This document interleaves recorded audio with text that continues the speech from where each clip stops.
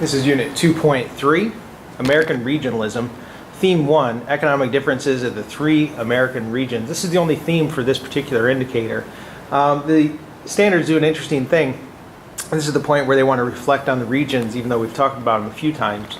But just to rehash a few of the old ideas we've talked about. This westward push caused tension between the North and the South. And if you remember, differences in geography led to different economic specialties, going all the way back to the colonial period. This caused different social cultures and different political interests in the sections.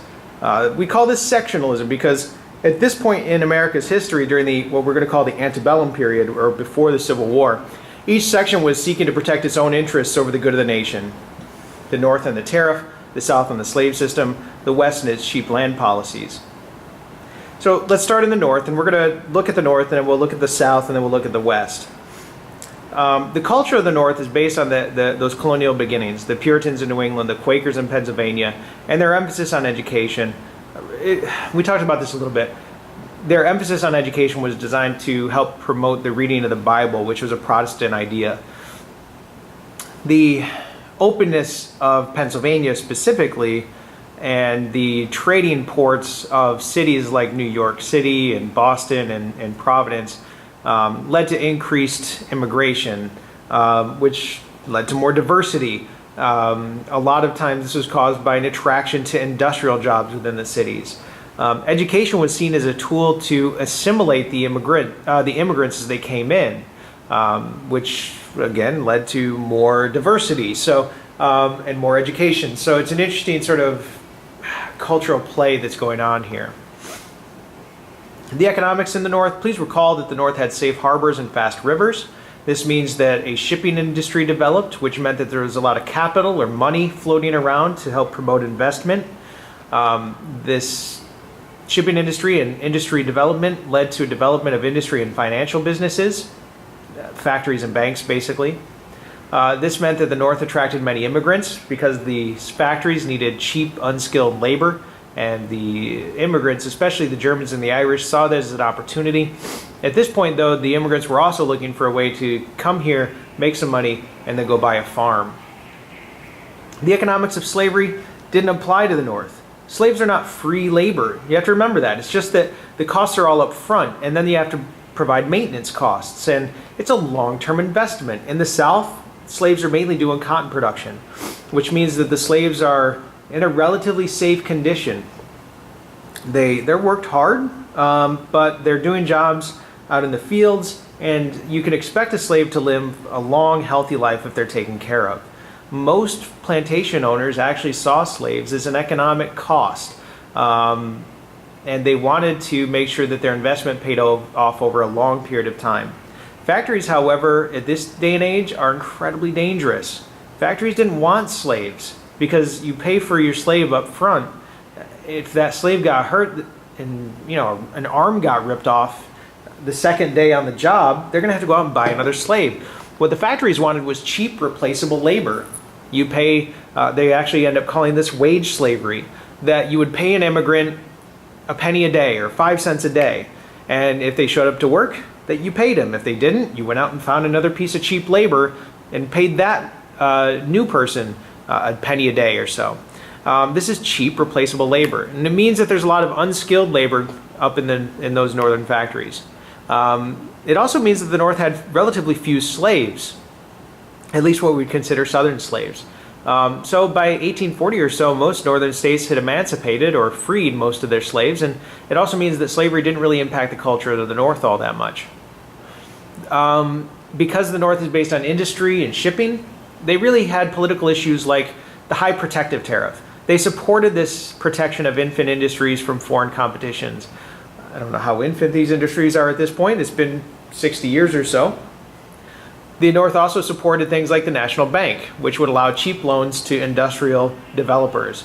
It also would protect currency from inflation, and businesses like to have low inflation because they got to invest money and they could have a stable currency that they knew how to plan for. The North also liked issues such as internal transportation improvements in Clay's American system. There's a lot of raw materials out west. They wanted to make sure that they could get those cheap materials to their factories in the east. The South, for their part, Well, they're culturally affected by the geography as well. The South wanted to have cash crops, which meant plantations. And plantations impacted their culture because it allowed for a privileged class, we call them planter elites, to grow up and dominate government and society and culture. This is the Gone with the Wind syndrome. Everybody assumes that the South looked like Gone with the Wind. That's not the case at all. Most Southerners lived on small family farms with no slaves. They didn't live on plantations. They didn't walk around in hoop skirts, and they didn't have any slaves at all. So most of our image of the Southern Antebellum period is completely inaccurate. The geography and the economy play together well, obviously. The geography allowed for plantations, these big, expansive farms with deep navigable rivers. They go right up to the plantation. That meant cash crops and plantations and slavery. Because of those deep rivers, and it also meant that there was a few roads, and there was no need for a commerce hub. There was no need to take your goods to the market in town, because the river came right up to the plantation, and they could take, or to your farm, and you could get that stuff on the river and out to the world market relatively easily. So towns don't really develop. And because there's relatively few towns and cities, there really isn't any public education. The wealthy plantation owners, they just hired tutors to teach their kids. The poor didn't need to read because the poor were so busy planting just to make ends meet that they didn't really need to bother. And any kids that they had needed to be helping out on the farm. And it was actually illegal to teach African Americans to read and write. It doesn't mean it didn't happen, but it was outlawed. That also means since there's no towns and cities, there's nowhere for immigrants to go to. They didn't really have any jobs in the factories, and African Americans made up the majority of people working on the plantations. This means that the South is very undiverse. It only has African Americans and it has the whites. Not as diverse as up north. Those African Americans, both free and slaves, that were in the South, they had a much bigger impact on the culture and society of the South than some people would imagine. The great example in this area is the Gullah Geechee culture, which we can talk about more in class. Southern political issues. The Southerners tended to oppose political tariffs. We talked about this in the last unit indicator. They bought foreign products, and because they didn't have factories to make their own, and tariffs tended to make prices go up. Remember the nullification crisis issues. The Southerners also opposed the national bank because they thought it would give too much power to those wealthy northeastern bankers. The Southerners favored state banks, which would give to local businesses and would provide cheap loans to local plantation owners. And the Southerners also opposed internal transportation improvements. They didn't need any internal transportation improvements. They had the river systems.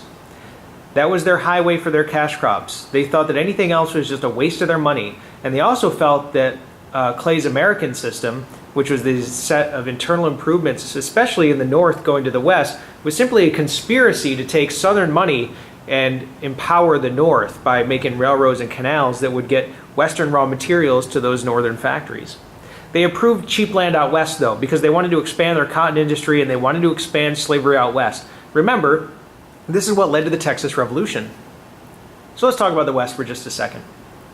The settlers took their values with them. We mentioned this before. Northerners tended to take free soil out West. Southerners tended to want to take slavery out West. The Westerners themselves saw themselves as rugged individuals. This is our ideal of the pioneer, the self-made man, somebody that's going out on their own and going to make their lives for themselves. The West itself geographically was full of fertile farmland. This is great for both cash crops in the South and staple goods like wheat and corn up north. And in the far West, there's gold and silver deposits out here on the West Coast. Although the West is largely going to become agricultural and stay agricultural for the majority of the American history. We talked about manifest destiny. The West is just, again, a reaffirmation of manifest destiny. It's our God-given right to go out there and take over that territory. So what did the Westerners want? Well, the Westerners wanted internal improvements, both roads and canals. Well, at least in the Northwest they did. And they also wanted cheap land, both North and South, because they wanted to be able to move out there and they wanted to buy big chunks of land and improve their American way of life. They supported Northern tariffs to get internal improvements. This took the form of Henry Clay's American system, which is coming up next. They did distrust the national banks because they felt that too much power was coming into the hands of the wealthy. They actually wanted unregulated banking, which would drive up inflation. And if they drive up inflation, if you remember this from economics, that means that they could pay back their mortgage payments with money that was less valuable than what they borrowed. So what they're paying back actually feels like less money to them. The North also had this Northwest Alliance, which threatened the Southern economics and political interests. We talked about this previously, which means the South is starting to feel outnumbered. This is going to become an issue as we slowly meander towards the Civil War. This is Henry Clay's American system. The American system was a system that traded Western support, sorry about the typo, for the tariff, Northern support for in turn got Northern support for internal improvements. Notice here, these are all Northern railroads that were created, and Chicago's the hub here. But notice down here, there's relatively few railroads being built in the South. One of the big projects of the American system was the Erie Canal. The Erie Canal connected New York City, which is down here in the bottom right-hand corner of this New York map. Connected New York City to Albany, which then connected over in here to Lake Erie, which then, if you look up here on the left-hand map, the left side map, Lake Erie would then connect up here into the Huron, and then Lake Michigan, which could connect to Chicago. And from Chicago, you can get down the Mississippi River, down into New Orleans and out into the world market. So this connects all of the United States into one sort of big marketplace.